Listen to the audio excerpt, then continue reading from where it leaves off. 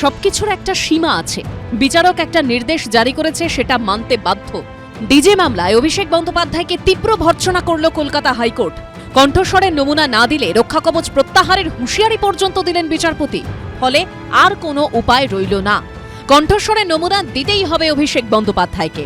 আর কার্যত কলকাতা হাইকোর্টের চাপেই কণ্ঠস্বরের নমুনা দেওয়ার নির্দেশকে চ্যালেঞ্জ করে দায়ের করা মামলা প্রত্যাহার করতে হলো অভিষেক বন্দ্যোপাধ্যায়কে। শুক্রবার কলকাতা হাইকোর্টের বিচারপতি সৌগত ভট্টাচার্য অভিষেক বন্দ্যোপাধ্যায়ের আইনজীবীকে প্রশ্ন করেন, কবে গলার স্বর দেবেন তার মক্কেল? সবকিছুর একটা সীমা আছে। বিচারক একটা নির্দেশ জারি করেছে, সেটা মানতে বাধ্য বলে মন্তব্য করেন বিচারপতি সৌগত ভট্টাচার্য। এর পাশাপাশি অভিষেক বন্দ্যোপাধ্যায়কে দৃষ্টান্তমূলক আর্থিক জরিমানার হুঁশিয়ারিও দেন তিনি। এই প্রসঙ্গে বিচারপতির মুখে উঠে আসে ডিজে মন্তব্য মামলায় এফআইআর রুজুর প্রেক্ষিতে অভিষেক বন্দ্যোপাধ্যায়কে দেওয়া রক্ষা কবচের কথাও।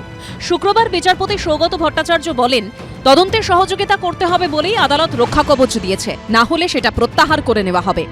বিচারপতি বলেন, আদালত থেকে রক্ষা কবচ পাওয়ার পর এটা তদন্তকে বিপথে চালিত করার কৌশল। গলার স্বর দেওয়ার নির্দেশিকা খারিজের আবেদন করে আপনি কি ঠিক কাজ করেছেন?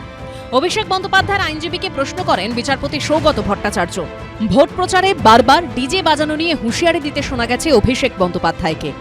4 তারিখে রবীন্দ্রসঙ্গীতের সাথে গ্রামে একটু করে ডিজেও বাজবে।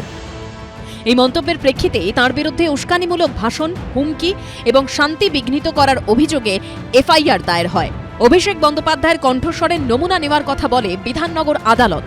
সেই নির্দেশকে চ্যালেঞ্জ করে কলকাতা হাইকোর্টে যান তৃণমূল সাংসদ। বিধাননগর আদালতের নির্দেশে কণ্ঠস্বরের নমুনা দেওয়ার কথা থাকলেও 30শে জুন ও 8ই জুলাই পরপর দুবার গরহাজির ছিলেন অভিষেক বন্দ্যোপাধ্যায়। শুক্রবার কলকাতা হাইকোর্ট নির্দেশ দেয়, 15ই জুলাই অর্থাৎ আগামী বুধবার দুপুর 12টায় বিধাননগর আদালতের বিচারকের সামনে হাজির হয়ে কণ্ঠস্বরের নমুনা দিতে হবে অভিষেক বন্দ্যোপাধ্যায়কে।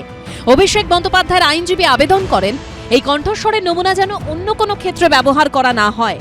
যদিও এ নিয়ে কলকাতা হাইকোর্ট কোনো নির্দেশ দেয়নি। নানা মহলে প্রশ্ন উঠছে, কণ্ঠস্বরের নমুনা দিতে আপত্তি কিসের অভিষেক বন্দ্যোপাধ্যায়ের? তিনি কি ভয় পাচ্ছেন? তদন্ত প্রক্রিয়ায় যদি কারোর কণ্ঠস্বরের নমুনা প্রয়োজন হয়, নিশ্চিতভাবে তদন্তকারী সংস্থা সেই কণ্ঠস্বরের নমুনা নেবেন, গ্রহণ করবেন এবং যে কোনো নাগরিকের কর্তব্য সেই কণ্ঠস্বরের নমুনা দিয়ে তদন্তকারী সংস্থাকে সাহায্য করা। দুর্ভাগ্য হলেও সত্য, কালীঘাটের কাকুর কণ্ঠস্বরের নমুনা পেতে 4 মাস সময় লেগেছিল। ফলে বোঝাই যাচ্ছে যে এরা কণ্ঠস্বরের নমুনা দিতে অত্যন্ত ভয় পাচ্ছেন। সেখানে কালীঘাটের কাকুর কণ্ঠস্বরের নমুনা পেতে এই কীর্তি করতে হয়েছিল। এখন আদালতের নির্দেশে আগামী 15 তারিখ নিশ্চিতভাবে যে নির্দেশ দিয়েছেন সেই অনুযায়ী তাকে কণ্ঠস্বরের নমুনা দেবেন। শুক্রবার অভিষেক বন্দ্যোপাধ্যায়ের আইনজীবী সওয়াল করেন, তার মক্কেল হাজিরা দেবেন, কিন্তু ডিম ছোড়া থেকে রক্ষা করুন। কলকাতা হাইকোর্টের তরফে নির্দেশ দেওয়া হয়, অভিষেক বন্দ্যোপাধ্যায়কে যেন ডিম ছোড়া বা অন্য হেনস্থার শিকার হতে না হয় তা নিশ্চিত করতে হবে পুলিশকে। সৌভিক মজুমদারের রিপোর্ট, এবিপি আনন্দ, কলকাতা। এবিপি আনন্দ, এগিয়ে থাকে, এগিয়ে রাখে।